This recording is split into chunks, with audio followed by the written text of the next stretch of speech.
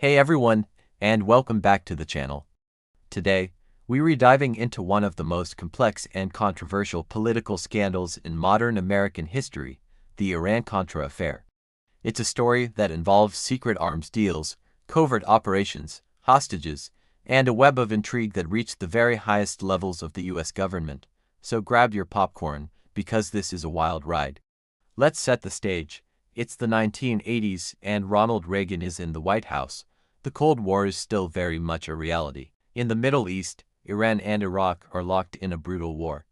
At the same time, in Central America, a civil war is raging in Nicaragua.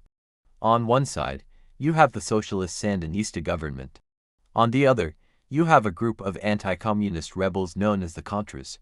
The Reagan administration saw the Contras as freedom fighters and was determined to support them in their fight against the Sandinistas. The problem, Congress didn't agree. They were worried about getting dragged into another Vietnam-like conflict and passed a series of laws, known as the Boland Amendments, which strictly prohibited the U.S. government from funding the Contras.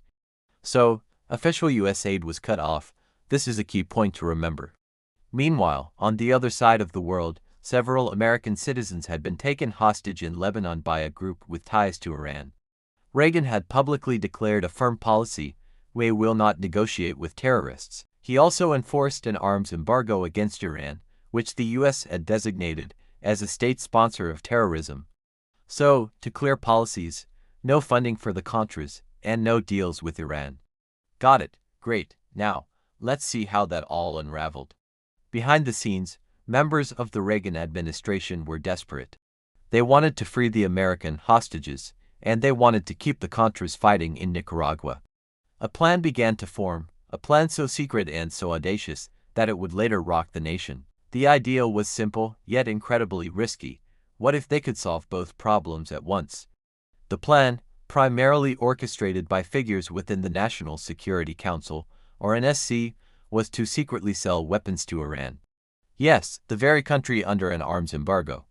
The thinking was that if the U.S. provided Iran with much-needed military hardware, specifically anti-tank missiles, a grateful Iran would use its influence to secure the release of the American hostages in Lebanon. This was a huge political gamble. It went directly against the administration's own public policy.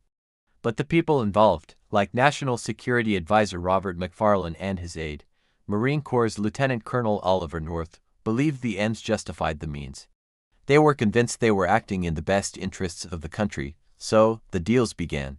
Starting in 1985, the U.S. covertly facilitated shipments of missiles to Iran, often using Israel as an intermediary to make the transactions even more difficult to trace. Some hostages were released, but then more were taken, creating a frustrating and tragic cycle.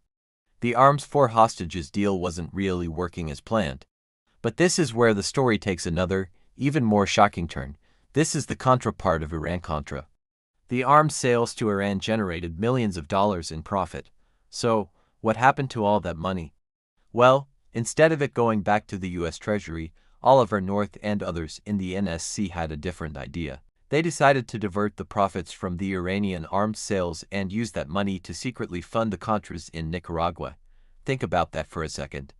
They were using money from a secret, illegal arms deal with one country to fund a secret, illegal war in another country, completely bypassing the U.S. Congress and the laws it had passed. It was a government within a government, a shadow operation running on its own rogue foreign policy. They set up a network of shell corporations and secret Swiss bank accounts to move the money around, all hidden from public view and official oversight. For a while, the whole scheme operated in the shadows. But secrets this big are hard to keep. In October 1986, a cargo plane carrying supplies to the Contras was shot down over Nicaragua. The lone survivor, an American named Eugene Hasenfuss, was captured by the Sandinista government. He told his captors that he was working for the CIA, which immediately put a spotlight on secret U.S. involvement in Nicaragua. Just a month later, in November 1986, a Lebanese magazine called Al-Shura broke the story of the secret U.S. arms sales to Iran. Suddenly, the whole thing blew wide open. The American public was stunned. The Reagan administration initially tried to deny it. President Reagan himself went on television and stated flatly that the reports were false. He said, We did not trade weapons or anything else for hostages. But the evidence kept mounting. The story wouldn't go away. As the pieces started to connect, the downed plane in Nicaragua and the arms sales to Iran, the true scale of the operation began to emerge. The administration was forced to admit that the arms sales had happened. The big question then became, what did the president know, and when did he know it? This kicked off a massive investigation. Attorney General Edwin Meese launched an internal review and was the first to publicly reveal the diversion of funds to the Contras. Congress formed a special joint committee to hold televised hearings, which gripped the nation throughout the summer of 1987. The star witness was Oliver North. In his military uniform, North defended his actions with patriotic fervor. He portrayed himself as a loyal soldier just following orders, dedicated to fighting communism and saving American lives. Many people saw him as a hero. Others saw him as someone who had blatantly disregarded the law and the Constitution. His testimony was pure political theater and made him a household name. The hearings also featured testimony from other key players, like National Security Advisor John Poindexter. Poindexter testified that he had deliberately kept the president in the dark about the diversion of funds to the Contras to provide Reagan with plausible deniability. He claimed he took the responsibility upon himself to shield the president from the political fallout. So, did Reagan know? The official report from the Congressional Committee, known as the Tower Commission Report, concluded that while Reagan hadn't been directly aware of the diversion of funds, his hands-off management style had created an environment where something like this could happen. He was heavily criticized for failing to control his own National Security Council. Ultimately, Reagan took responsibility for the actions of his administration, admitting that mistakes were made. In the end, several officials in the Reagan administration were indicted on various charges, including conspiracy, lying to Congress, and obstruction of justice. Some were convicted, but a few of those convictions were later overturned on technicalities. Oliver North himself was convicted on 3 felony counts, but his convictions were also vacated on appeal. In the final days of his presidency, Reagan's successor, George H.W. Bush, who had been vice president during the affair, issued pardons to several key figures involved. The Iran-Contra affair left a lasting legacy. It raised profound questions about the limits of presidential power, the role of covert operations, and the importance of accountability in a democracy.